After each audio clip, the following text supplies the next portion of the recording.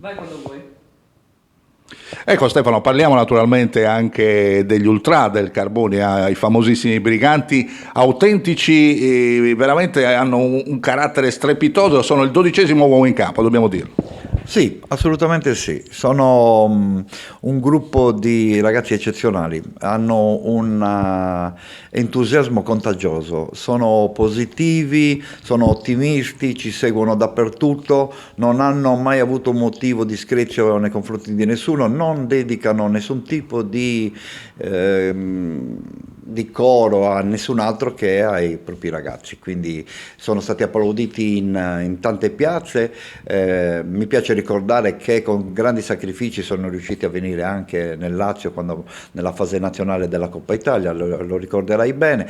Anche lì sono stati applauditi dal pubblico di casa, quindi è una cosa estremamente positiva. Questo tipo di iniziative rende onore alla città di Carbonia, che ha in questo momento nel calcio dei risultati estremamente positivi. Sì, poi ricordiamo anche nella gara di ritorno il pranzo organizzato per tutti i dirigenti, i tifosi del Monte Rotondo Scalo, e lì ci fu... Ma tuttora alcuni giocatori con i quali ci sentiamo del Monte Rotondo, dall'Alli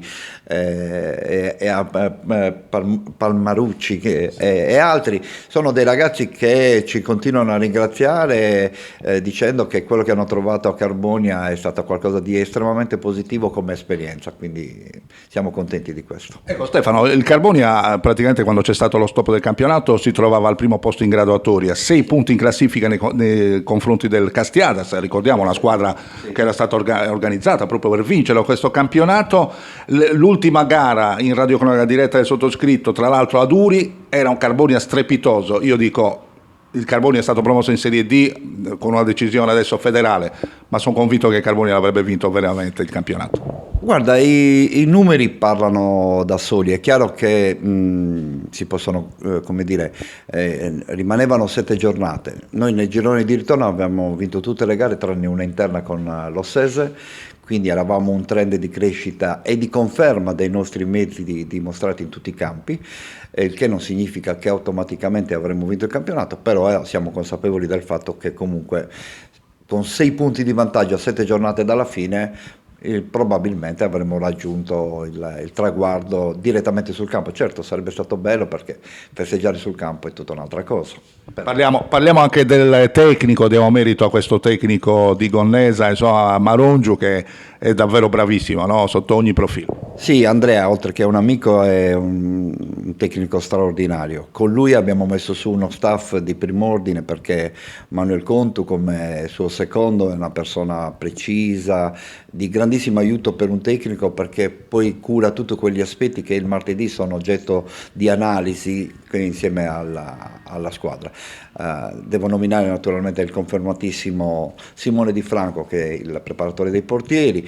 Poi ci abbiamo avuto l'aiuto di Gianni Marica, che ha curato in prima persona l'Under 19, che anch'essa prima della chiusura dei campionati era prima in classifica. Poi naturalmente il massaggiatore Stelio Pugedo, una figura ormai fondamentale per noi, per l'ambiente, per lo spogliatoio, e poi la new entry di Christian Lai, che come tecnico, cioè, sì, esatto, però un tecnico specializzato nella riabilitazione, quindi molto vicino a tutte le tematiche che durante l'anno coinvolgono gli atleti, un po' tutti, quindi uno staff di assoluto prim'ordine. Sono fiero e orgoglioso di aver lavorato con loro. Ecco Stefano, il record tra l'altro di presenza di spettatori contro la Nuorese qui in casa, oltre 1000 spettatori, no? È stata una bella cornice di pubblico. Sì, ma non solo, diciamo che quest'anno a livello di risposta come presenze in tribuna siamo stati molto molto soddisfatti.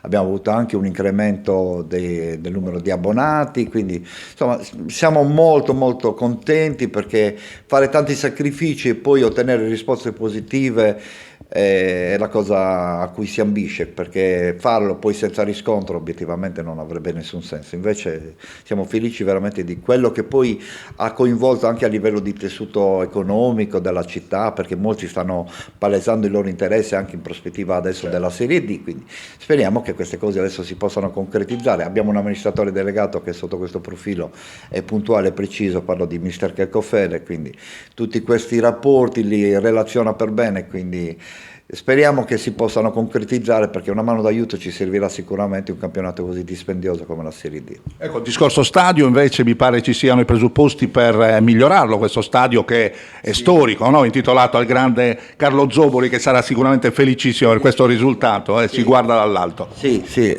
insieme a Carlo credo che questa vittoria noi tutti l'abbiamo voluta dedicare anche a Geppo Contu, certo. Perché è un dirigente che è venuto a mancare recentemente, quindi siamo, come dire, non in maniera doverosa, ma ci sentiamo veramente ancora con lui e quindi gli vogliamo dedicare questa vittoria.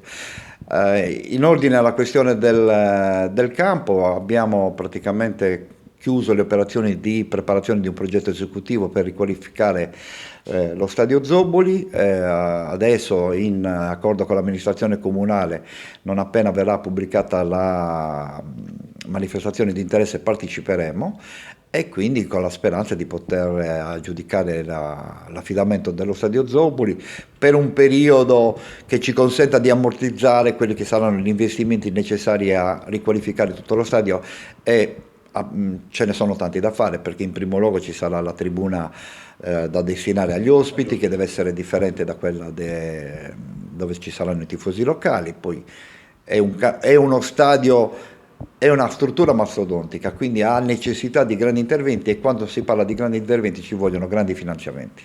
Insomma, speriamo bene per il prossimo futuro, prossima stagione campionato di Serie D, si tornerà a giocare anche il derbisio contro la Torres, non è male, a meno che la Torres non venga ripescata in Lega Pro. Sì, so che c'è questa possibilità, perché il bacino d'utenza della Torres è riferita naturalmente alla seconda città della Sardegna, quindi credo che abbiano buone possibilità di fare i professionisti. Vedremo, perché secondo come vanno le cose potrebbe esserci anche l'Olbia, perché insomma i play-out sono quelli che sono, quindi non lo so, vedremo.